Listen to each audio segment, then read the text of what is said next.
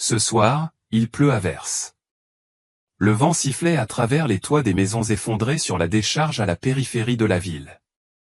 Dans la nuit froide, les faibles lumières des rues n'étaient pas suffisantes pour éclairer pleinement la dévastation de cet endroit, une terre oubliée, où les gens jetaient des choses qui n'avaient plus de valeur. La vieille femme qui ramassait les déchets, âgée de près de 60 ans, courbait le dos et marchait lentement. Des jambes maigres couvertes de boue traînaient parmi des tas d'ordures puantes. Son nom est Lan, un nom qui semble plein d'espoir, mais sa vie n'a jamais été paisible. Elle n'a ni famille, ni mari, ni enfant. Elle a vécu seule pendant des décennies, ramassant les déchets, échangeant chaque morceau de riz et ses vêtements déchirés. Pendant plus de la moitié de sa vie, elle s'est habituée à être méprisée et chassée par les gens. Mais cela ne l'a pas découragée. Elle est toujours en vie, toujours accrochée obstinément à cette vie dure. Au milieu d'une pluie battante, Madame Lenoir, blottie dans une chemise fine et détrempée, fouillait dans les tas d'ordures à la recherche d'objets encore vendables. Soudain, au milieu du rugissement du vent, un léger son retentit, un cri. Elle s'est arrêtée. Au cours de ses nombreuses années de plongée dans cette décharge, elle a tout ramassé, des vieux livres aux vêtements déchirés, en passant par les poupées cassées. Mais ce cri n'était pas celui d'un animal. C'était le cri d'un enfant. Madame Lenoir suivit précipitamment le bruit, le cœur battant. Au milieu d'une décharge puante, dans un carton écrasé, deux petites créatures tremblent. Elle était abasourdie. Deux enfants, âgés de quelques jours seulement, étaient levés dans un morceau de couverture déchirée. Leur peau est devenue violette à cause du froid.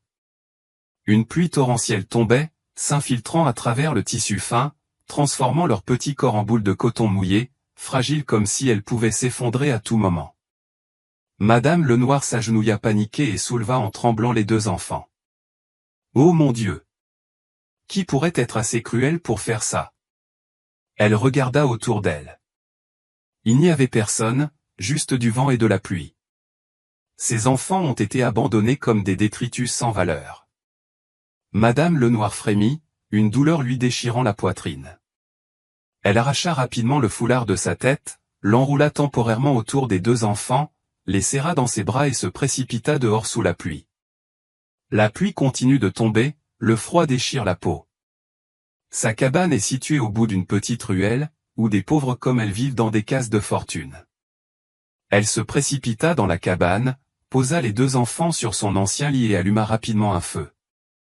Les flammes vacillantes illuminaient clairement les visages des deux enfants. Un garçon, une fille. Les deux sont pitoyablement petits. Elle prit rapidement sa seule serviette sèche et essuya doucement les corps des deux bébés. La petite fille pleurait faiblement, ses petites mains tremblantes alors qu'elle tenait les doigts de sa grand-mère. Le garçon n'avait presque plus de force, ses yeux étaient fermés, sa respiration s'affaiblissait. Elle a paniqué. Non, non. Tu ne peux pas me quitter. Elle versa rapidement de l'eau tiède dans la bouche des deux enfants, utilisant sa chaleur pour les réchauffer. Ses mains calleuses tremblaient, se pressant contre les joues froides des deux enfants. Le temps semblait s'arrêter. Un instant plus tard, le garçon bougea légèrement, ses yeux s'ouvrirent lentement. La petite fille tremblait également moins. Madame Lenoir fondit en larmes, remerciant le ciel et la terre. Elle serra étroitement les deux enfants dans ses bras, comme si elle avait peur que si elle les lâchait, ils disparaissent à jamais. À partir de ce moment, elle comprit que sa vie avait changé. Même si elle doit mourir de faim, même si elle doit ramper partout dans la ville pour trouver chaque goutte de lait, elle élèvera quand même ses deux enfants. Ce sont ses enfants. Dehors, la pluie tombait toujours, mais à l'intérieur de la petite cabane, un nouveau feu avait été allumé. Madame Lenoir déposa délicatement les deux bébés sur le lit en caressant leurs doux cheveux. Dans son cœur, un sentiment étrange surgit, quelque chose qu'elle avait perdu depuis longtemps, l'espoir. Elle a donné au petit garçon le nom de Thierry, dans l'espoir qu'il devienne une personne intelligente et sage à l'avenir. La petite fille s'appelle Thérèse, j'espère qu'elle aura la sagesse et la force d'affronter la vie. Madame Lenoir ne sait pas que sa décision de ce soir changera à jamais le sort des trois personnes. Ces deux enfants lui ont non seulement donné une raison de vivre, mais ils l'ont aussi sorti de l'abîme de la vie. Le soleil se levait sur les vieux toits, jetant une faible lumière sur les bidonvilles. Les petites ruelles retiennent encore l'humidité de la pluie de la nuit dernière. Dans une cabane de fortune, Madame Lenoir était assise tranquillement sur une natte déchirée, les yeux pleins d'amour regardant les deux nouveau-nés qui dormaient profondément dans ses bras.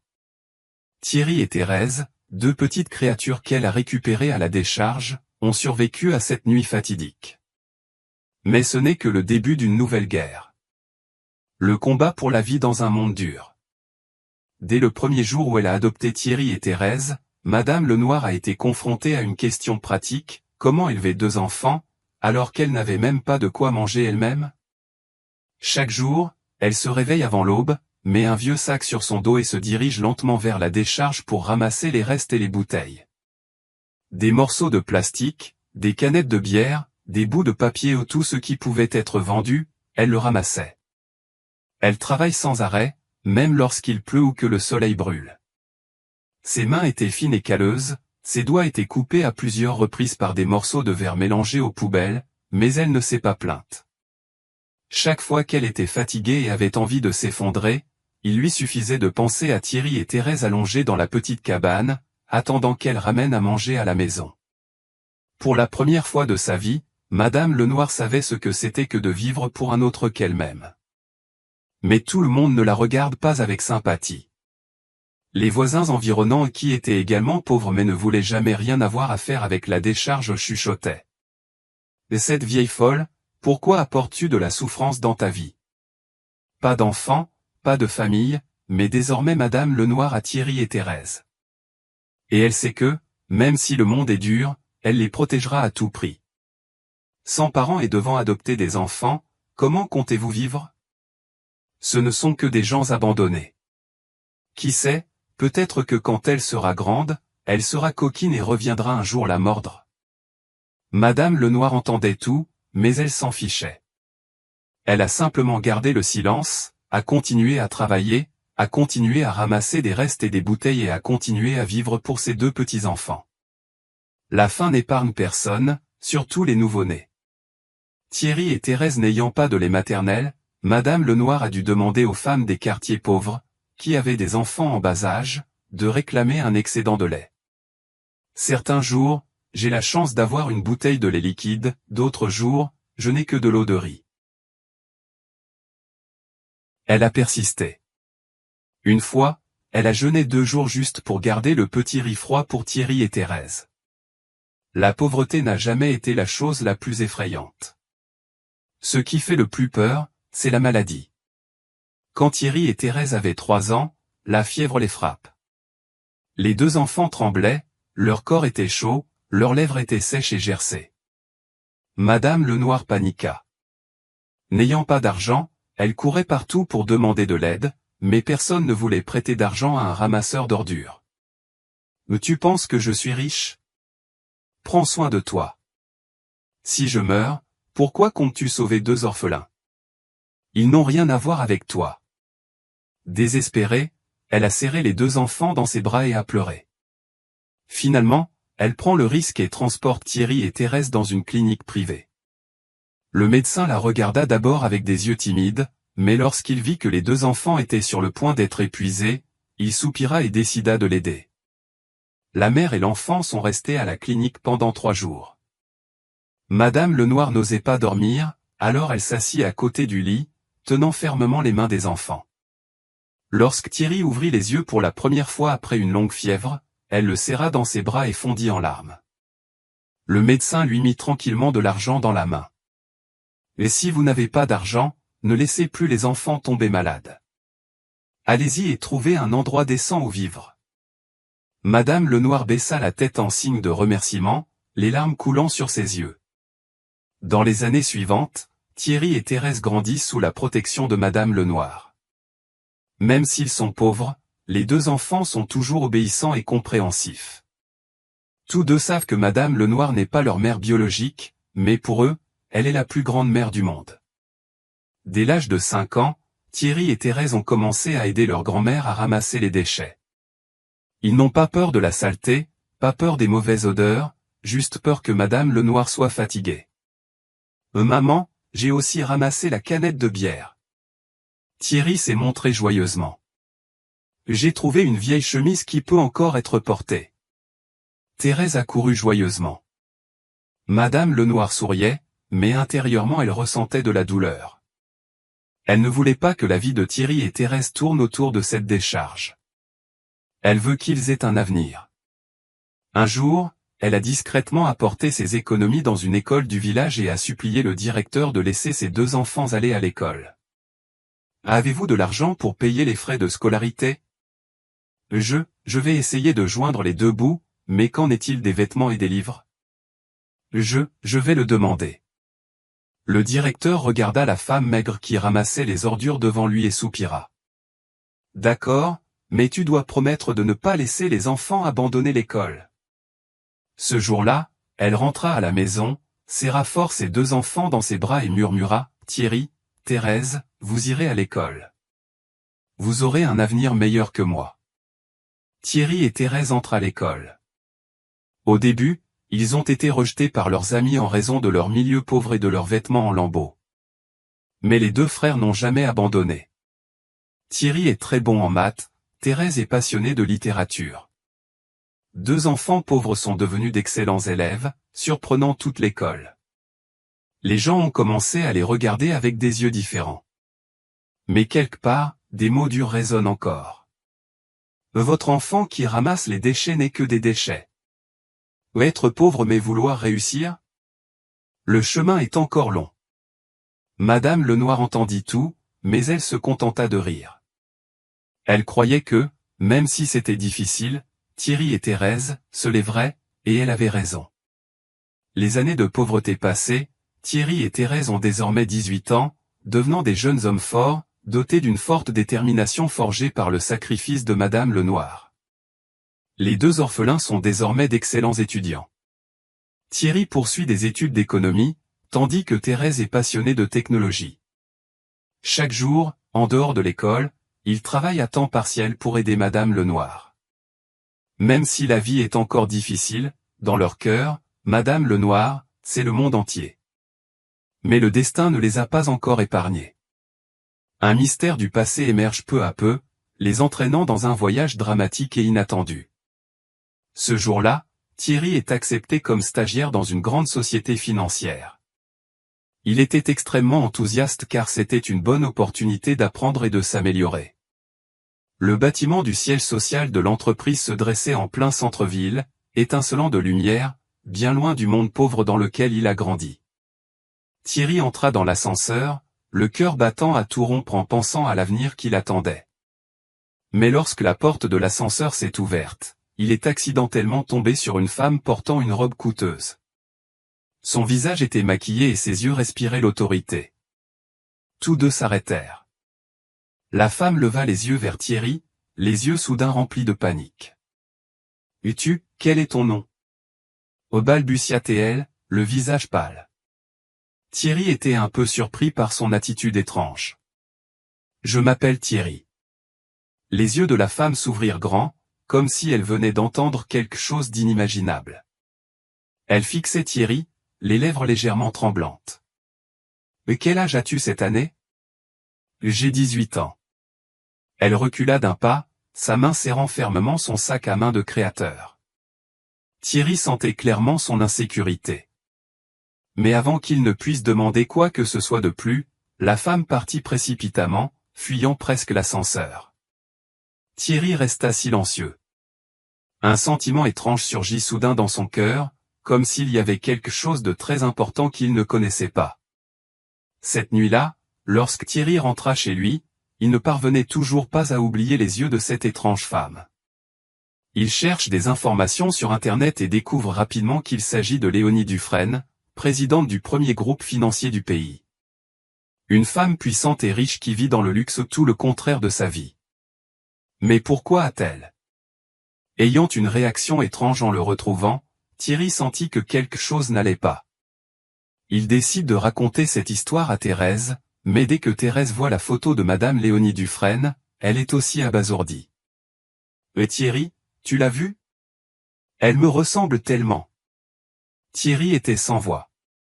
Pour la première fois, il remarqua quelque chose qu'il n'avait jamais remarqué auparavant. Ses yeux, son visage ressemblaient étrangement à ceux des deux frères. Un frisson parcourut le dos de Thierry. Qui est-elle? Pourquoi y a-t-il de telles similitudes entre vous et Thérèse? Le doute dans le cœur de Thierry grandissait de plus en plus.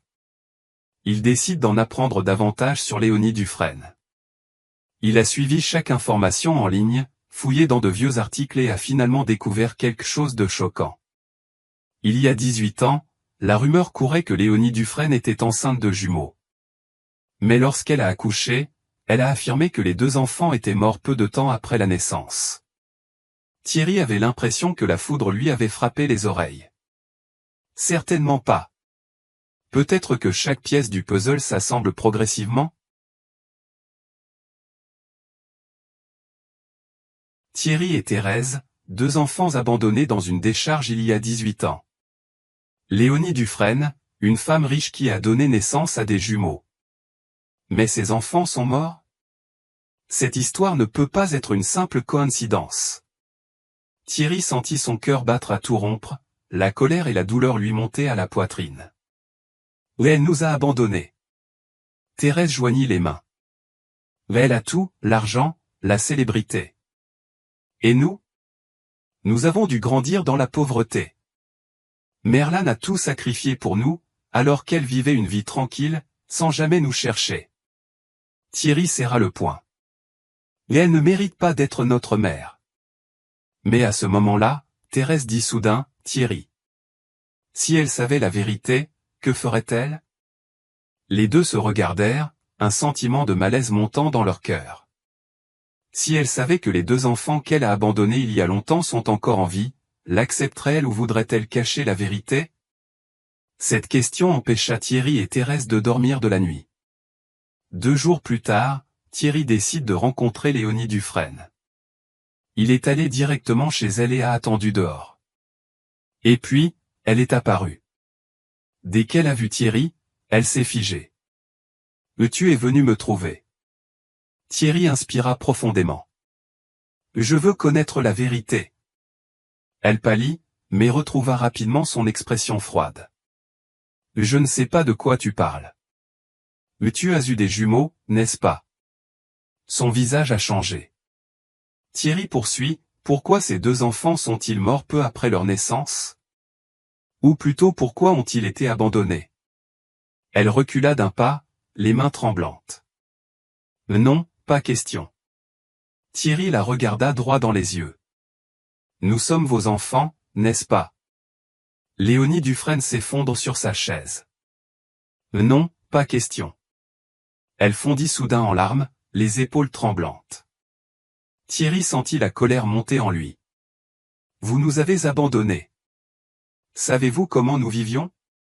Savez-vous qui nous a élevés? » Elle secoua la tête, les larmes coulaient.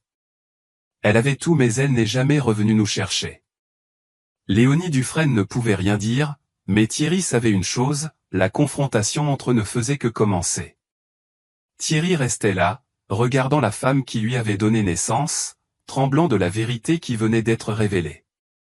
Il ne ressentait aucune pitié, aucune émotion, seulement une colère latente qui brûlait son cœur. Elle les a abandonnés, elle n'a jamais regardé.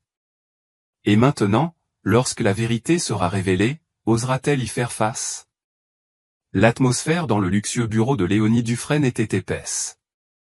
La femme puissante, présidente d'une grande société financière, paraît désormais si petite et si faible. Elle pinça les lèvres, les yeux partagés entre passé et présent. Mais soudain, elle serra les mains, retrouvant sa froideur habituelle. « De quelle bêtise parlez-vous? Je ne vous connais pas. » Sa voix était aiguë. Thierry sourit faiblement. « Est-ce vrai? Vous ne me connaissez pas? Mais le regard dans vos yeux lorsque vous m'avez rencontré disait tout. Mais quelle preuve as-tu? » Thierry sortit de sa poche un dossier sur lequel il avait enquêté. Il contenait tout, des dossiers d'hôpital de cette année-là prouvant qu'elle avait accouché de jumeaux, et le témoignage d'une ancienne infirmière qui révélait qu'elle avait ordonné de cacher la vérité sur les deux enfants. Un acte de naissance manquant indique encore clairement, 2 enfants sont nés en bonne santé avant de disparaître mystérieusement. Le visage de Léonie Dufresne pâlit. Elle secoua la tête, attrapa le dossier et le déchira. Peu importe qui vous êtes, je n'ai rien à voir avec vous. Ces 2 enfants sont morts à la naissance. M'entendez-vous? Thierry serra le poing. C'est vrai, tu nous as tués dans tes pensées. Mais nous sommes toujours en vie, et notre vraie mère est Madame Lenoir, pas toi. Elle le regarda, ses yeux montrant la panique. Thérèse entra de dehors. Nous n'avons besoin de rien de votre part. N'oubliez pas que les 2 enfants que vous avez abandonnés ont grandi fort sans vous. Les 2 se retournèrent et partirent, laissant la femme riche affalée, les larmes coulant silencieusement. Depuis leur rencontre avec leur mère biologique, Thierry et Thérèse sont encore plus déterminés. Ils travaillent sans relâche, utilisant tout ce qu'ils ont appris pour bâtir leur propre carrière. Thierry est devenu un expert financier recherché par de nombreuses grandes entreprises. Il n'a pas choisi de travailler comme salarié mais a fondé avec Thérèse une start-up de technologie financière, une direction ambitieuse. Au début, personne ne croyait que 2 orphelins pouvaient faire de grandes choses. Mais ils ont prouvé le contraire. Après seulement 2 ans, l'entreprise de Thierry et Thérèse connaît une forte croissance, attirant d'importants investissements. Les 2 frères, issus d'enfants ayant grandi à la campagne, sont aujourd'hui devenus de jeunes hommes d'affaires reconnus par l'ensemble de la société. Mais malgré leur succès, ils n'oublient pas Madame Lenoir. Ils lui ont acheté une petite maison à la périphérie de la ville, où il y a un jardin. Où elle peut vivre ses journées en paix, mais elle aime toujours ramasser les restes et les bouteilles chaque matin, non pas pour l'argent, mais parce que c'est une habitude difficile à perdre. Elle souriait souvent et disait, « J'ai 2 enfants talentueux, donc je suis satisfaite. Mais ma mère ne peut pas rester assise, elle a l'habitude de ramasser les restes et les bouteilles. Il ne l'arrête pas, tant qu'elle est contente d'eux, ça suffit. » Tard dans la soirée, Thierry reçoit un appel urgent. Madame Lenoir a eu un accident. Lui et Thérèse se précipitèrent à l'hôpital, le cœur serré en la voyant allongée sur le lit d'hôpital, le visage pâle, un bandage enroulé autour de la tête. Elle a été agressée par un groupe de casseurs alors qu'elle ramassait des débris et des bouteilles. Pensant qu'elle avait attrapé quelque chose d'important, elle l'a attaqué et l'a battu. Thierry lui tenait fermement la main, les larmes coulant, « Maman, ne nous quitte pas. » Madame Lenoir ouvrit légèrement les yeux et sourit faiblement, « Idiot, je ne vous ai pas encore vu vous marier tous les 2. » Thérèse fondit en larmes en tenant sa main ridée, « Maman, j'ai peur de te perdre. » Madame Lenoir les regardait, les yeux pleins d'amour, « J'ai vécu une vie bien remplie. L'important est que vous vous aimiez toujours. Ne laissez pas la haine obscurcir la lumière en vous. » Thierry lui serra la main, « Je te le promets, je protégerai cette famille. » Le lendemain, alors que Thierry était assis à son chevet, une femme entra, Léonie Dufresne. Elle se tenait là, plus hagarde que jamais, plus arrogante, plus froide. Elle s'inclina devant Madame Lenoir, « Moi, j'avais tort. » Madame Lenoir la regardait, ses yeux doux semblaient tolérer le monde entier, « Tu es venu retrouver ton enfant. » Léonie Dufresne fondit en larmes, « Je n'ai plus cette qualification. » Elle s'étrangla. Madame Lenoir sourit, « Toutes les mères ne sont pas parfaites. L'important est de savoir admettre ses erreurs et les corriger. » Thierry et Thérèse restaient bouche bée. Avant, ils la détestaient, mais maintenant, voyant une femme tomber à cause de ses propres erreurs, ils ne veulent plus se venger. Madame Lenoir leur tenait faiblement la main et murmurait, « Les enfants, pardonnez, la haine ne fera que vous faire du mal. » Thierry et Thérèse se regardèrent. Ils ont passé trop d'années à vivre dans la colère, il est maintenant temps de laisser le passé derrière eux. Thierry s'avança et regarda Léonie Dufresne droit dans les yeux, « Tu n'es plus notre mère. Mais si tu veux te racheter, vis bien le reste de ta vie. » Elle fondit en larmes. Ce jour-là, Thierry et Thérèse n'ont pas appelé sa mère, mais ils ne la considéraient plus non plus comme une ennemie. Après les événements, Thérèse pensait que leur vie était enfin entrée dans une phase plus apaisée. Ils réussirent, remboursèrent Madame Lenoir et abandonnèrent leur haine envers Léonie Dufresne. Mais le destin ne veut toujours pas qu'ils aient une fin douce.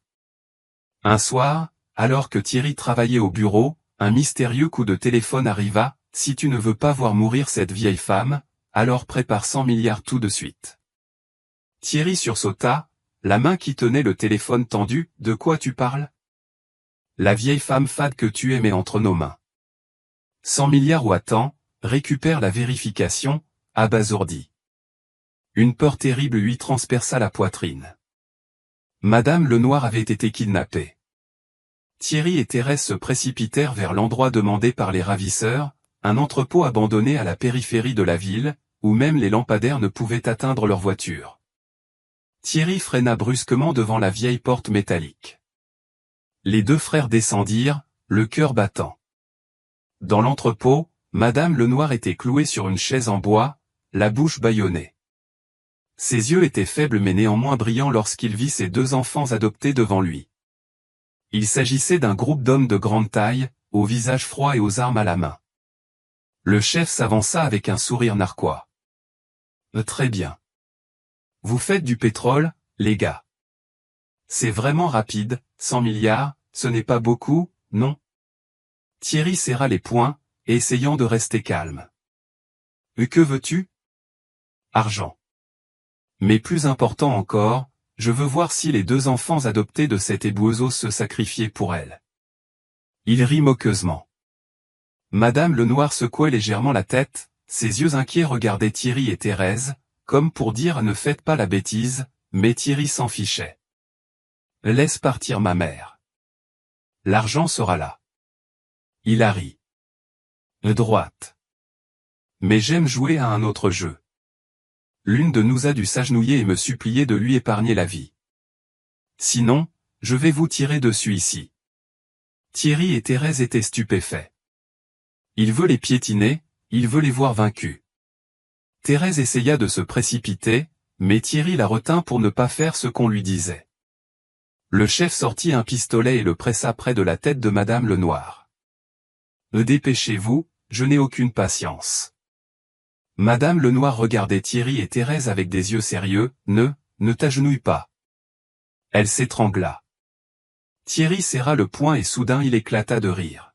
« J'ai une autre suggestion. » Les ravisseurs fronçaient les sourcils. « Pensez-vous que seuls 100 milliards peuvent acheter la vie ? » Il sortit son téléphone et composa un numéro. Moins d'une minute plus tard, les sirènes de la police retentissaient au loin. Les voleurs ont paniqué. « Pourquoi es-tu si mauvais ? » Thierry sourit froidement. « C'est un piège. Je vous suis depuis longtemps. » À ce moment-là, la porte de l'entrepôt s'est ouverte, des dizaines de policiers se sont précipités, encerclant les ravisseurs. Les ravisseurs ont tenté de s'enfuir, mais ont été maîtrisés. Le chef a paniqué et a levé son arme, avec l'intention de tirer sur Madame Lenoir.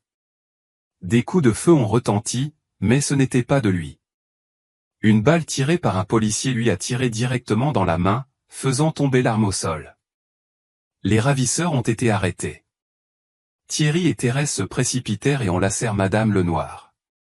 Le cauchemar a finalement pris fin après cet incident. Thierry et Thérèse décident de quitter le secteur financier. Ils ont de l'argent et de la renommée, mais ils réalisent que rien n'est plus précieux que la famille. Ils retournent à la campagne et ouvrent un centre de formation professionnelle gratuit pour les enfants pauvres.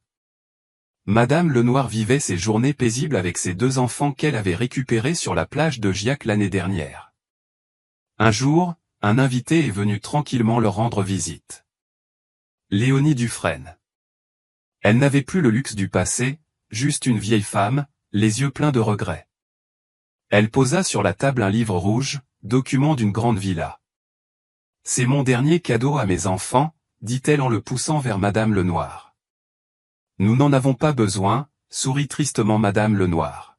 « Vous ne me reconnaîtrez peut-être pas comme votre mère, mais laissez-moi au moins rattraper cette erreur. » Thierry la regarda un long moment, puis il dit doucement, « Tu devrais aller faire des œuvres caritatives. S'il vous plaît, aidez les autres orphelins, afin que vous puissiez vraiment vous racheter. » Léonie Dufresne le regarda et hocha la tête. Les larmes coulèrent. Elle se détourna, ses pas étaient lourds, mais elle semblait avoir trouvé une issue par elle-même. Thierry et Thérèse regardaient. Plus de haine, plus de ressentiment. Parce qu'ils savent que le passé est révolu. Désormais, ils veulent juste vivre une vie paisible avec leur vraie mère, Madame Lenoir. Assise sur le porche, avec des yeux doux, elle regardait ses deux enfants Thierry et Thérèse. Elle les appela tous les deux, « Revenez ». En souriant, elle dit, « Maman, nous sommes là ». Dehors, le coucher de soleil brillait de rouge dans le ciel. L'histoire de deux enfants abandonnés sur la plage de Giac connaît une fin parfaite. Ils ont non seulement connu le succès, mais ont également découvert le véritable sens de la vie, l'amour, la gentillesse et le pardon.